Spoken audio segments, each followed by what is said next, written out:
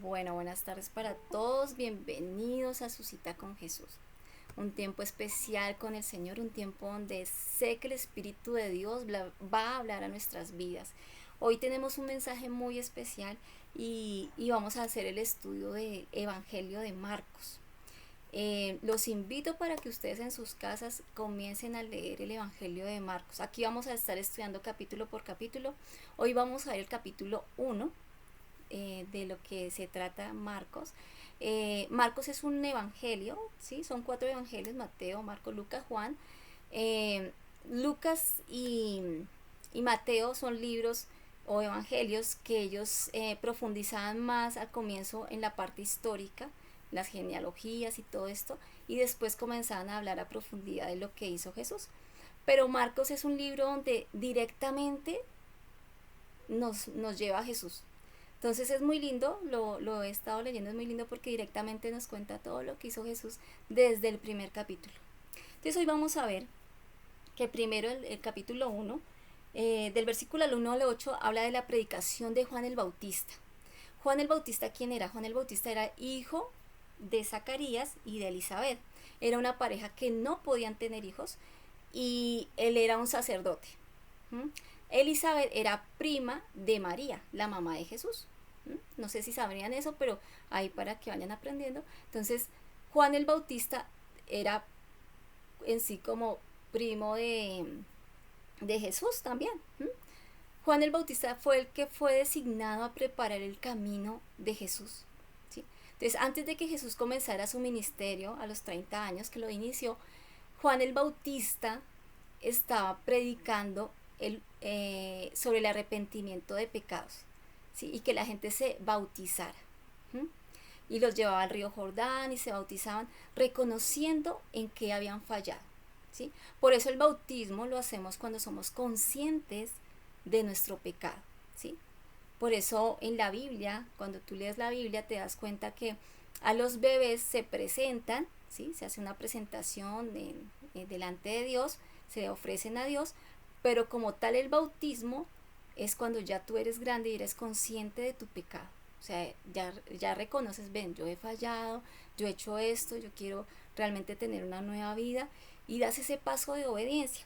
Eso era lo que hacía Juan el Bautista. Pero vemos en el versículo 8, dice, yo a la verdad os he bautizado con agua, pero él os bautizará con el Espíritu Santo. Él estaba hablando de quién, de Jesús. Decía, yo en este momento los bautizo con agua, o sea, algo simbólico de que ustedes se sumergen y mueren a esa vieja naturaleza y nacen de nuevo cuando salen del agua.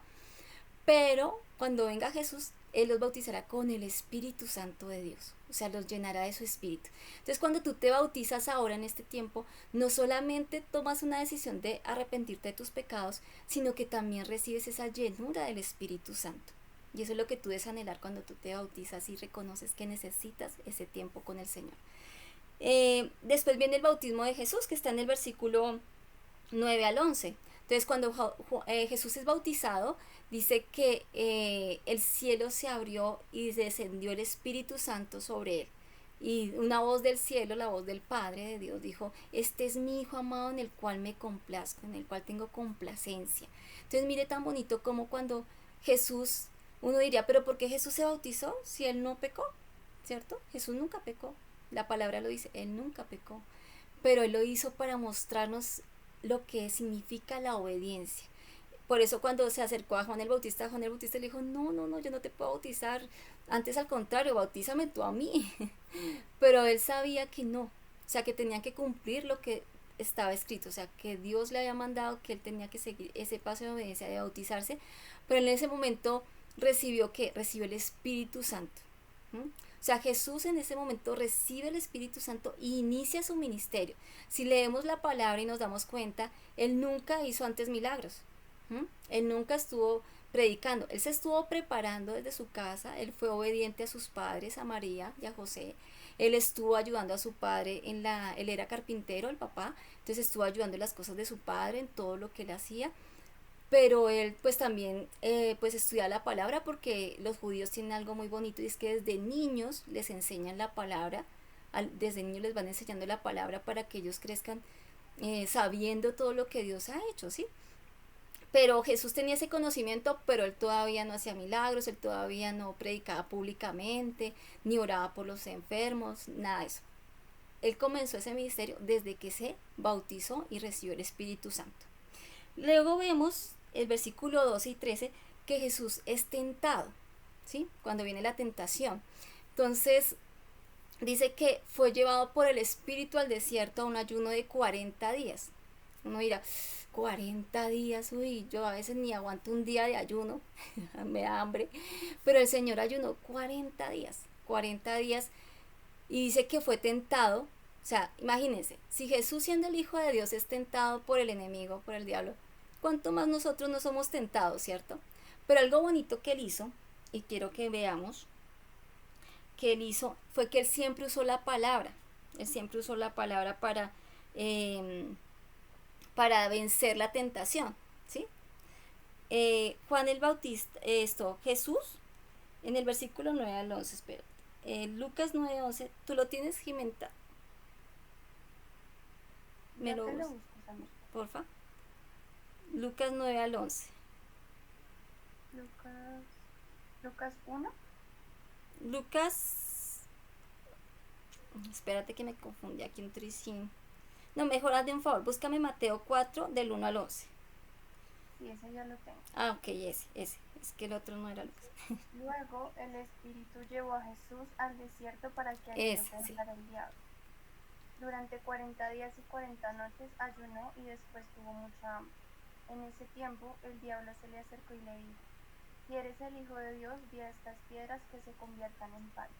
Pero Jesús le dijo: no, las Escrituras dicen, la gente no vive solo de pan, sino de cada palabra que sale de la boca de Dios.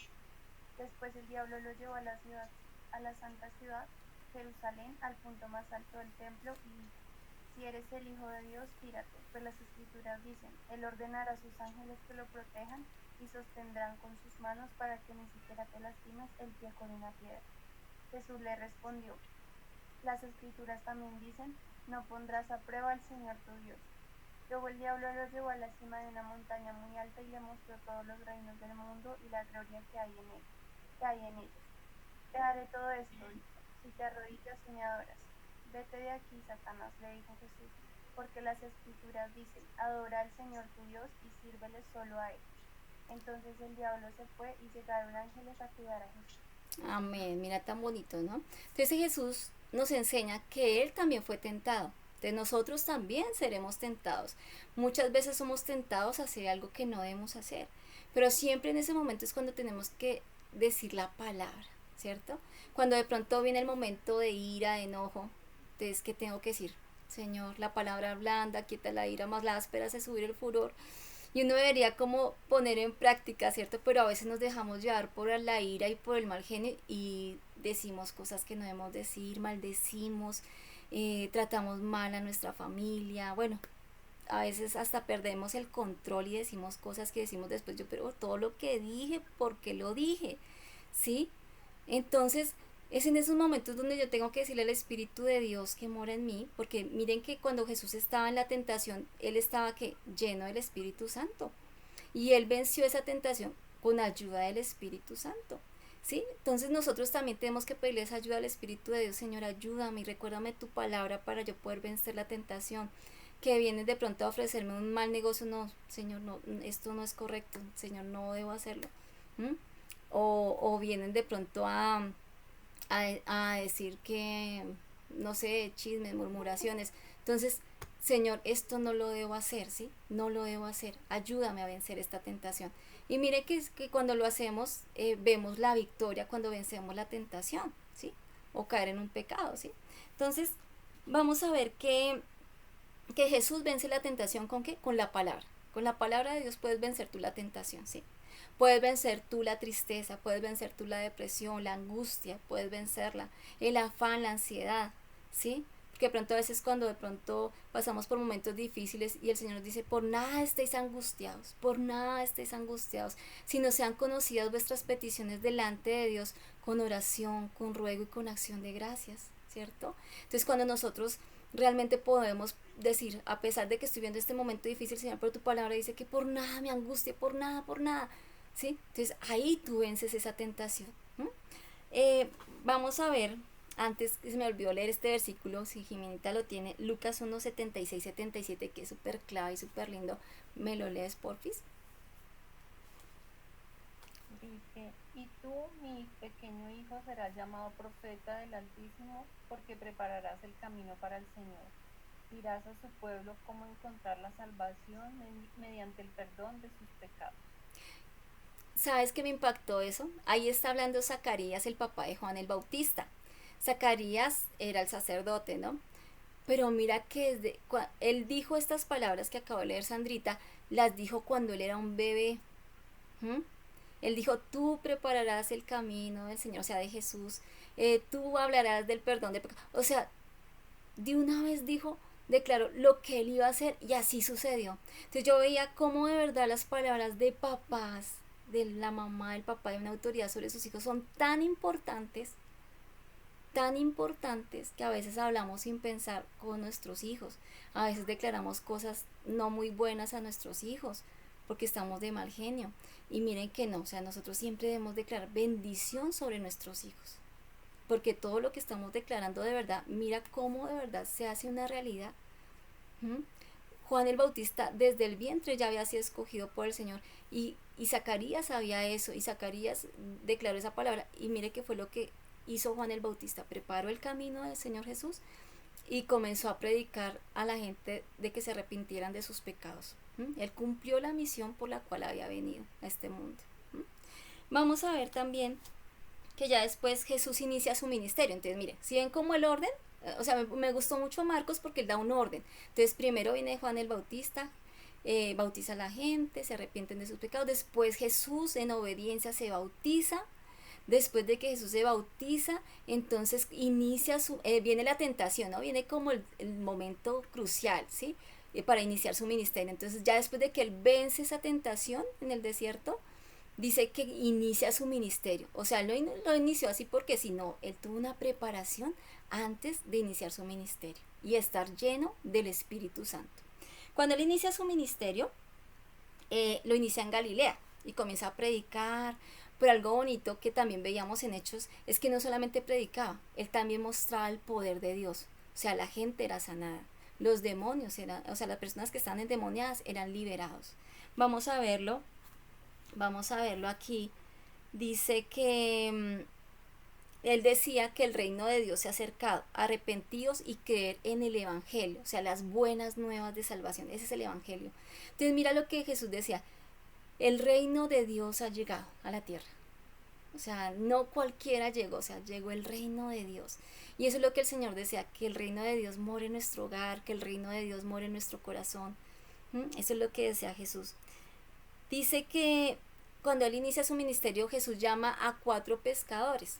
Entonces estaba Pedro, estaba Juan, ¿cierto? Estaban ellos ahí.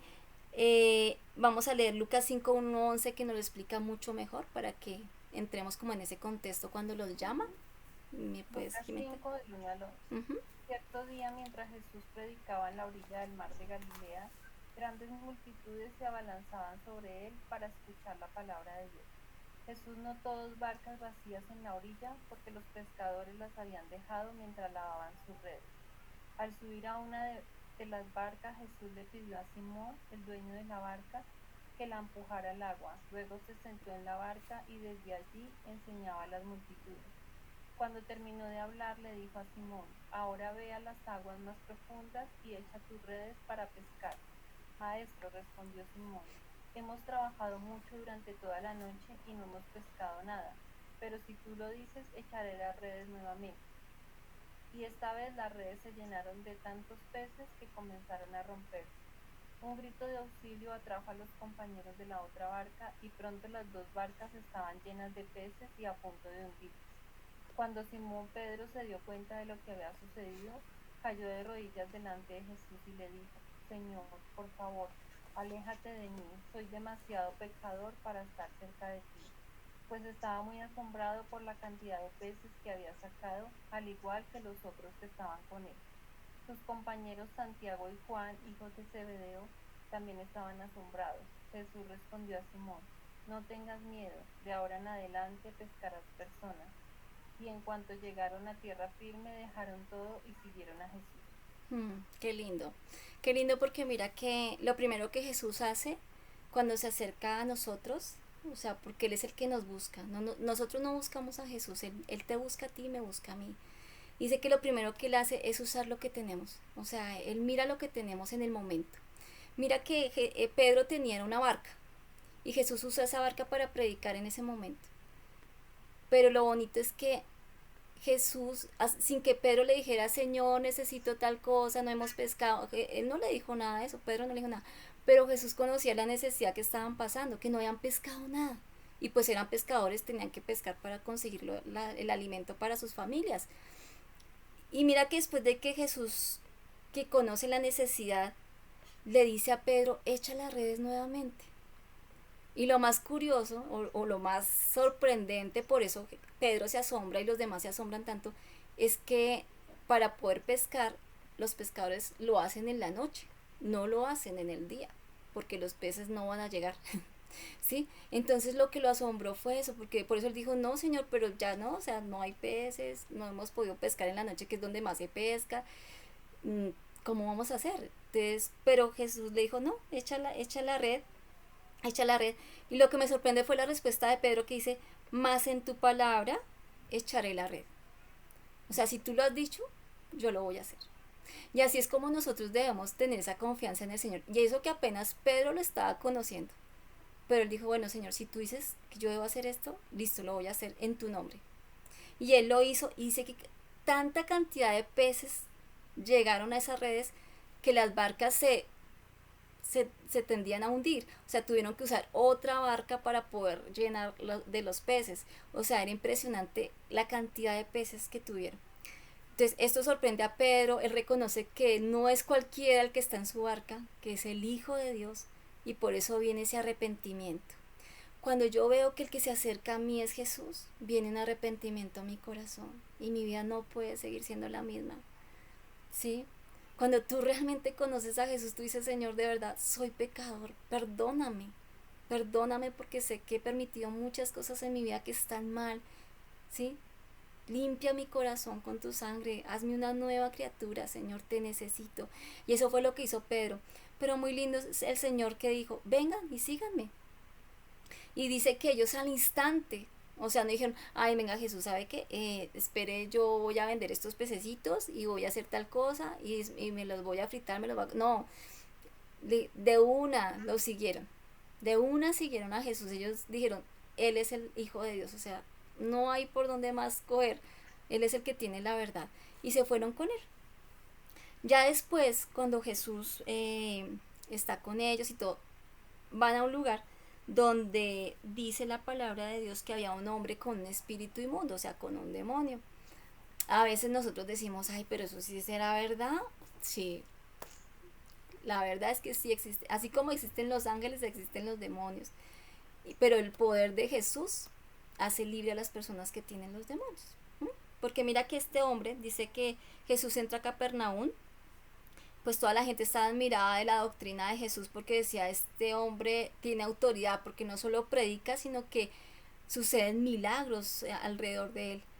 Y dice que Jesús dice, pero había en la sinagoga de ellos un hombre con espíritu inmundo que dio voces, diciendo, ¿qué tienes con nosotros, Jesús Nazareno? Has venido para destruir, no sé quién eres, el santo de Dios.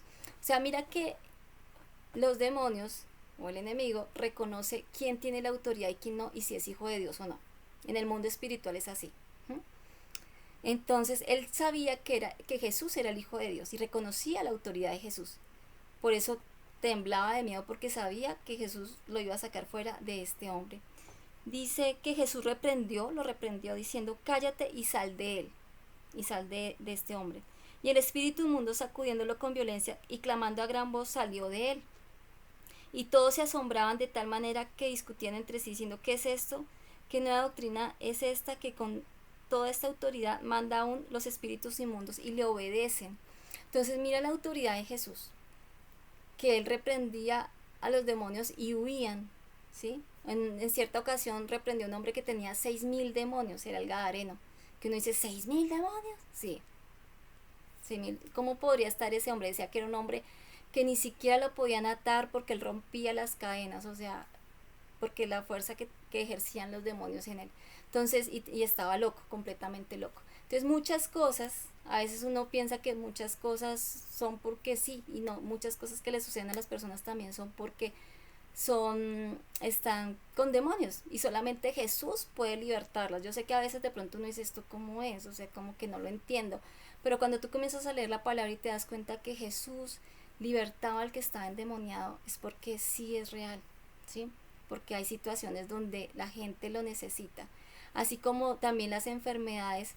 El Señor sanaba al enfermo instantáneamente, así también libertaba al que estaba oprimido por el enemigo, ¿sí?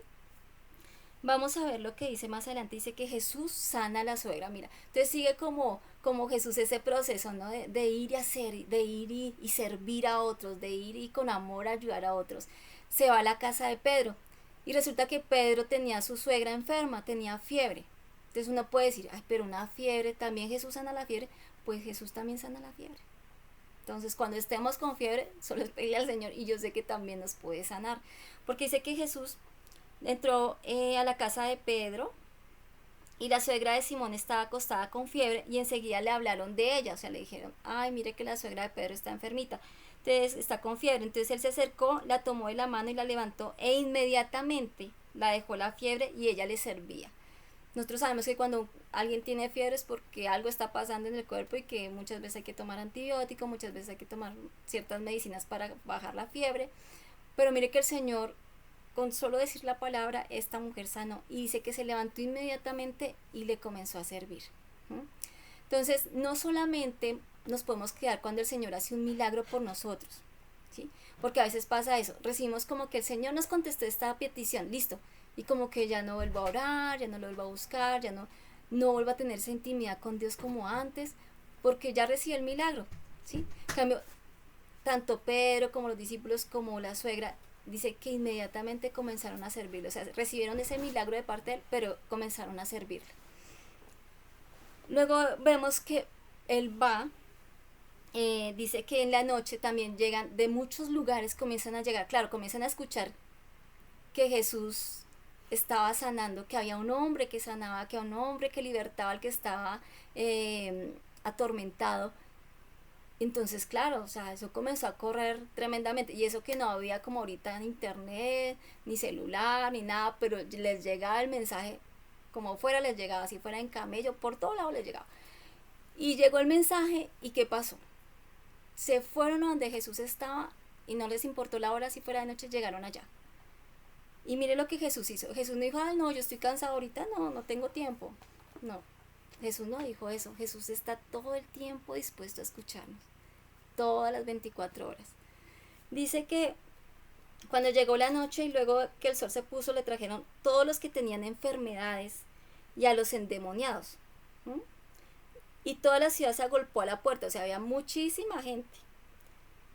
Y sanó a muchos que estaban enfermos de diversas enfermedades y echó fuera demonios y no dejaba hablar a los demonios porque le conocían. O sea, él tenía la autoridad. Solo los echaba fuera y ya no necesitó que ustedes digan nada. Porque sabían que él era el Hijo de Dios. Después, vamos a ver qué dice Lucas 4:40-41, mi Jimenita o Sandrita. Dice, esa tarde al ponerse el sol, la gente de toda la aldea llevó ante Jesús a sus parientes enfermos. Cualquiera que fuera la enfermedad, el toque de su mano los sanaba a todos. Muchos estaban poseídos por demonios, los cuales salieron a su orden gritando, eres el Hijo de Dios. Pero como ellos sabían que él era el Mesías, los reprendió y no los dejó hablar. Amén. Entonces mira lo que dice, que él sanó diversas enfermedades. ¿Sí? Entonces quiere decir que para el Señor no hay enfermedad grande ni pequeña, o sea, Él puede sanar cualquiera sea la enfermedad, cualquiera, y hacer libre al que esté cautivo, Ahorita está pasando tantas cosas tan complicadas y uno dice, ¿cómo hacer? Y mire que es el Señor que trae la verdadera libertad y la verdadera paz al que está cautivo. ¿Mm? porque dice la palabra, si el Hijo de Dios os libertare, seréis verdaderamente libres. O sea, solamente por medio de Jesús podemos ser libres totalmente. Yo sé que para muchos todo esto que estamos leyendo como así, pero cuando tú comienzas a conocerlo y a entender que Jesús tiene la autoridad y que no tienes por qué temer, ¿sí? No tienes por qué temer a brujerías, no tienes por qué temer que a riegos, no tienes por qué temer a nada de eso, porque cuando tú estás bajo la poderosa mano de Jesús, nada de estas cosas te pueden tocar, porque tienes al que tiene la autoridad, que es Jesús. Después Jesús predica en Galilea, ¿sí? Jesús predica en Galilea, predica en las sinagogas. Bueno, hasta ese momento todavía no le decía nada, él podía predicar tranquilo. Predicaba y dice que me gustó mucho esta partecita del versículo 35, dice que levantándose muy de mañana, o sea, todavía no había aclarado el día, muy de mañana, siendo aún muy oscuro, salió a un lugar desierto y allí oraba. Si nos damos cuenta, mira que Jesús no hacía las cosas porque sí. Jesús primero buscaba al Padre para saber qué tenía que hacer en ese día. O sea, como que, Señor, dirígeme hoy, ¿qué debo hacer? ¿Cómo debo hablar? ¿Qué debo hablar? ¿Cómo debo orar por el enfermo? ¿Qué debo hacer? Porque ya más adelante nos damos cuenta que Jesús, los milagros que hacía, muchas veces lo hacía muy diferente cuando Él hacía el milagro. O sea, nunca repetía, no, es que siempre les voy a poner las manos. No, muchas veces hacía cosas que uno decía, wow.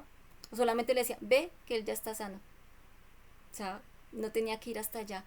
O sea, de verdad que el Señor lo sorprende a uno porque Él nos enseña que como hijos de Dios nosotros tenemos que buscar primero al Señor.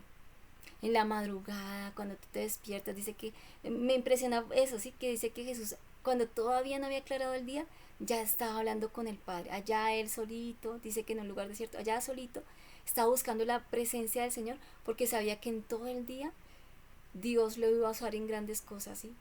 En sanidades, en milagros, en lo que Él predicaba, en lo que le enseñaba a la gente, que no lo podía hacer en sus fuerzas, porque Él también era hombre, Él fue 100% Dios y 100% hombre. Entonces sabía que también necesitaba ese poder del Señor para poder hacerlo. Entonces nosotros, yo los animo que todos los días, antes de tú salir a tus labores, de hacer todas tus cosas, primero detente y busca al Señor, habla con Él. Dile, Señor, mira, de verdad necesito dejarte hoy esta situación, mira, está pasando esto, mira, Padre, gracias por esto. O sea, poder dejar todo en las manos de Dios en ese día. Y si Jesús lo hizo, pues cuánto más nosotros, ¿cierto? Dice que Él se apartaba en lugares desiertos y oraba. Dice en el versículo 40-45, que ya el último versículo del primer capítulo, el 40 al 45, dice que Jesús sana a un leproso. En ese tiempo la lepra era como cuando fue el COVID. Si su merced se acuerda, ustedes se acuerdan, cuando fue el COVID eso era como una lepra. Entonces el que se acercara era, mejor dicho, terrible. Entonces así era la lepra, nadie se podía acercar a un leproso, nadie podía tocar a un leproso.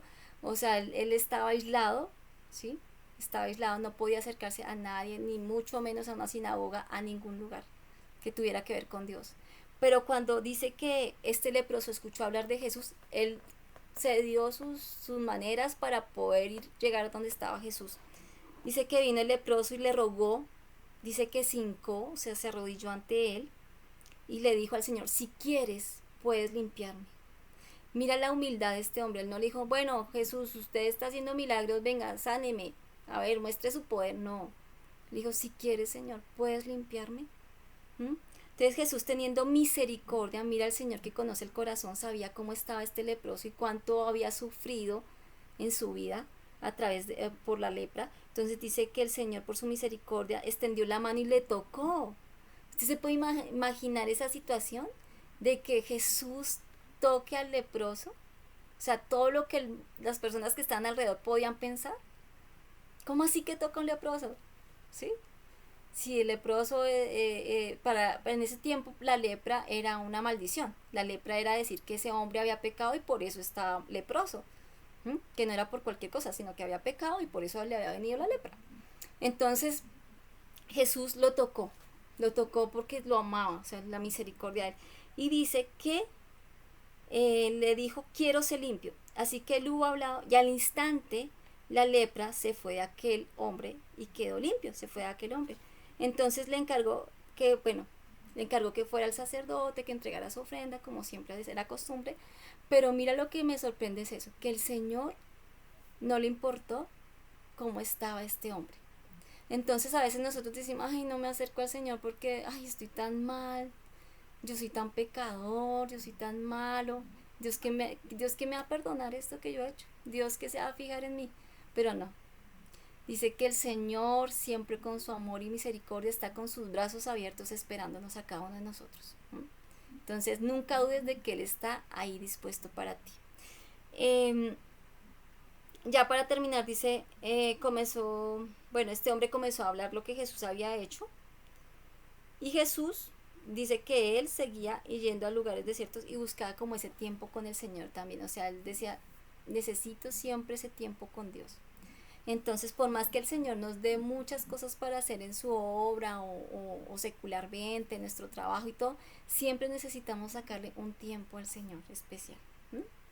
Ese es el primer capítulo de Marcos. Espero que hayan quedado inquietados a seguir leyendo Marcos y que deseen nuevamente conectarse el próximo viernes a ver qué sucede en Marcos 2. ¿Qué pasa con Jesús en Marcos 2? Esta historia continúa. Esta historia continúa porque está muy linda. Está muy linda. Creo que el Señor nos quiere enseñar de cómo de verdad Jesús es increíble. Jesús es poderoso. Jesús nos ama demasiado y Él solamente desea que nuestro corazón esté dispuesto para Él. Dice, entonces vamos a orar en este momentito. Padre, te damos gracias, Señor, por este tiempo que nos has permitido, Señor, escuchar tu palabra, Señor. Gracias porque de verdad tú nos sorprendes de lo grande y maravilloso que tú eres, Jesús. De que así como tú hiciste milagros hace más de 2000 años, tú hoy también haces milagros, Señor. Tú sanas al que está enfermo, tú libertas al que está oprimido, Señor. Tú traes paz al que está en angustia, Señor. Porque es tu mano poderosa quien toca cada una de las vidas, Señor. Es tu poder, Señor Jesús, es tu gloria, Señor. Es tu Santo Espíritu quien hace la obra en cada uno de nosotros, Señor. Yo te pido, Señor, que al que esté enfermo, Señor, tú derrames sanidad y medicina en sus cuerpos, Señor. No hay enfermedad grande para ti, Señor. Tú eres nuestro sanador. Tú eres quien llevaste la enfermedad en la cruz, Señor. Tú, Señor, por tus llagas hemos sido sanados, Señor. Yo te pido que derrames sanidad hoy. Aquel que está escuchando este mensaje, Señor, y está conectado, Dios, te pido, Padre, que tú le sanes, que tú quites todo dolor, Señor, digestivo, toda molestia, Señor, en sus huesos, Señor, en sus músculos, Dios, que seas tú trayendo esa sanidad y esa medicina, Señor, en sus brazos, Dios.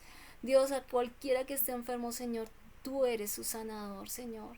Tú eres nuestro sanador, Dios, y te pido que aquel que está atormentado, Señor, Dios, tú le libertes con tu Santo Espíritu, Señor, que tú traigas la paz verdadera a su corazón y a su alma, Señor.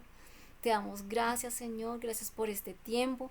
Te pedimos que seas tú guiándonos con tu Santo Espíritu cada día, que nuestro mayor deseo al despertar, Señor, cada mañana sea hablar contigo y dejarte cada situación, dejarte cada carga, dejarte, Señor, nuestras angustias y también darte gracias, Señor, por un nuevo día que tú nos das. Sea ese nuestro primer anhelo, Señor. Te damos muchas gracias, Señor. Te pido que seas tú derramando sanidad y medicina en el cuerpo de Jimenita, Señor. Que te lleves todo virus, toda gripa, Señor, todo malestar, toda fiebre que pueda tener, Señor. Así como lo hiciste con la suegra de Pedro, Señor. Que haya imposible para ti, Señor, nada, Señor. Tú eres bueno y soberano. Tú eres nuestro sanador, Señor. Gracias, Señor. A ti sea toda la gloria y toda la honra, amado Jesús. Gracias, Espíritu de Dios. Amén y amén. Bueno, los esperamos el próximo viernes. No se pierdan Marcos 2. Listo. Muchas gracias, doctora. Muy bonito. No, sí, muy bonito